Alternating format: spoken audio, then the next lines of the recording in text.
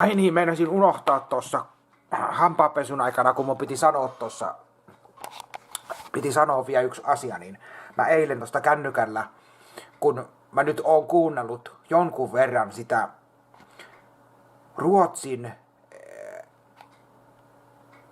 sitä Euroviisukappaletta, Ruotsin sitä joku, mikä bastu, joku bastu, että mennä sauna tai joku bastu biisi. Ruotsiksi tai Ruotsin se kappale, se Euroviisukappale, se bastu, joka on kuulemma tullut hitti, josta on kuulemma hitti tullut.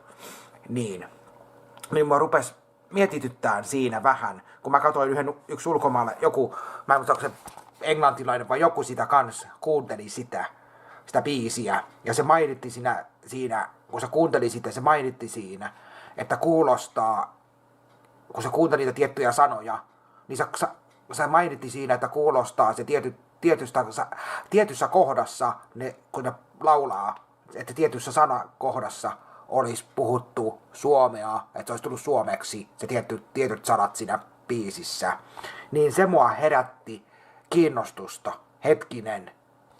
Miksi miksi jos ruotsiksi lauletaan, niin miksi siinä pitäisi olla suomea sitten? Sitten mua rupesi kiinnostaa. Ja sitten yhtäkkiä mä löysin, että ei ne olekaan ne ei olekaan täysin Ruotsin edustajia. Ne ei ole ruotsalaisia, jotka laulaa ruotsiksi sitä kappaletta, vaan Ruotsi on lainannut Suomesta laulajat laulamaan. Ruotsi on lainannut Suomesta artistit laulamaan ruotsiksi tietyn kappaleen ja edustamaan Ruotsia Euroviisussa, kun Ruotsilta ei omaa tällaista artistia löydy omassa takaa.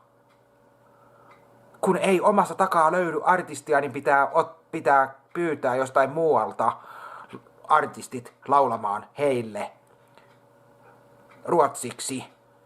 Näin se menee. Kun ei vaan omasta takaa löydy artisti, joka voisi laulaa ihan täysin, joka on täysin ruotsalainen artisti, niin ei löydy, niin pitää sitä lainata Suomesta artistit laulamaan niin kuin ruotsia, kun osaa kielen täysin laulaa. Näin se menee. Kun ei löytynyt, niin ei löytynyt, ja näin se menee. Mä itsekin yllätyin, kun sitä joku muu kuunteli sitä kappaletta ja antoi oman mielipiteensä antoi oman mielipiteen Ruotsin Euroviisu edustuskappaleesta Bastu, mikä on kuulemma hitti tällä hetkellä. Niin sekin yllätty, että oliko siinä sanoissa mitään suomea.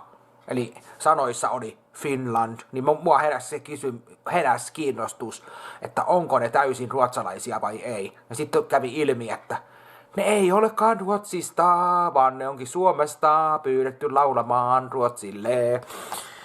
Ruotsi on pyytänyt suomalaisia laulamaan Ruotsille Euroviisukappaletta, kun ei Ruotsista löytynyt tekijöitä tekemään sitä, vaan pitää pyytää Suomea apuun. Suomi auttaa Ruotsia, näin se menee. Mites Suomi saa siitä, jos Suomi auttaa Ruotsia Euroviisuissa, niin mitä Suomi siitä saa? Saako se vaan lämmintä kättä ja hei ja that's it, se oli siinä? Vai saako Suomi siitä jonkun maininnan siitä, että hyvä Suomi, autoitte Ruotsia voittamaan Euroviisut, jos Ruotsi nyt voittaa tuolla Bastu, kun se on kuulemma hitti näköjään. Ja siitä tuli niin kova hitti, mitä mä eilen katsoin, että joku uutinenkin siitä oli, että se on mennyt Spotifyn lista ykköseksi. Että se on mennyt Spotifyn lista ykköseksi. Vähän niin kuin Ruotsissa tai Suomessakin se on ollut aika kovassa huudossa nyt toi ruotsalainen kappale. Mut joo, tämmöstä. En tiedä miksi, jos on Euroviisut, niin siinä edustetaan sitä maata, sitä omaa maata ne edustaa. Mutta miksi sinne sitten pyydetään muusta maasta ne lauluntekijät?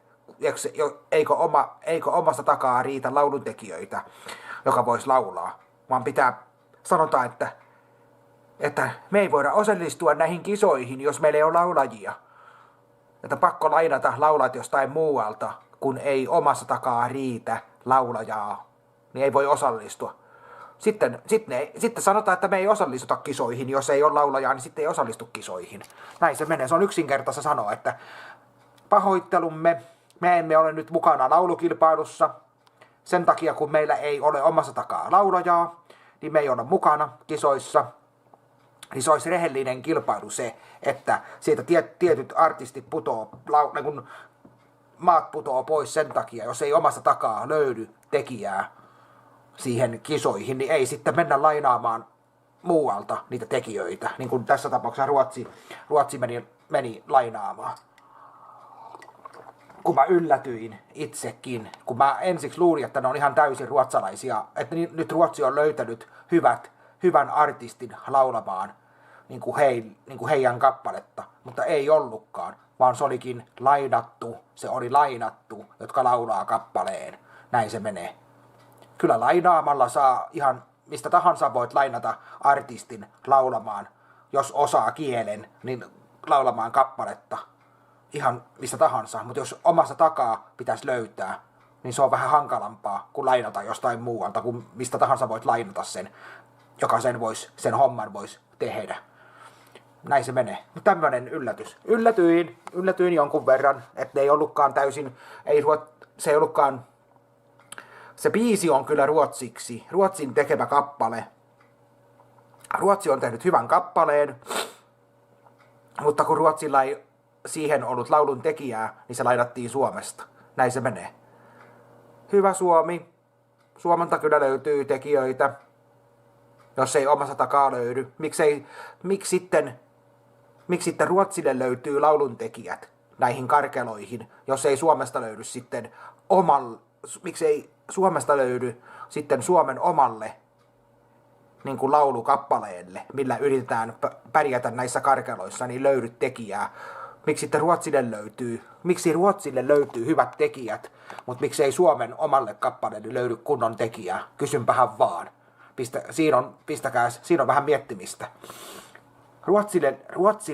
Ruotsin kappaleille löytyy kyllä hyvät laulun tekijät, mutta sitten kun Suomi tekee oman kappaleen, niin sille ei taida millään löytyä sitä hyvää laulun tekijää, joka laulaisi Suomen edustuskappaleen näissä Euroviisukarkeloissa 2025. Ei löydy millään sitä artistia, mutta sitten jos joku muu maa pyytää, niin kuin tässä tapauksessa Ruotsi pyytää apua, että tarvittaisiin lauluntekijä, niin Suomelta kyllä löytyy lauluntekijät heti, mutta sitten kun on omasta maasta kyse, niin ei millään löydy sitä lauluntekijää, joka voisi vähän pärjätä näissä karkeloissa. Ei millään löydy.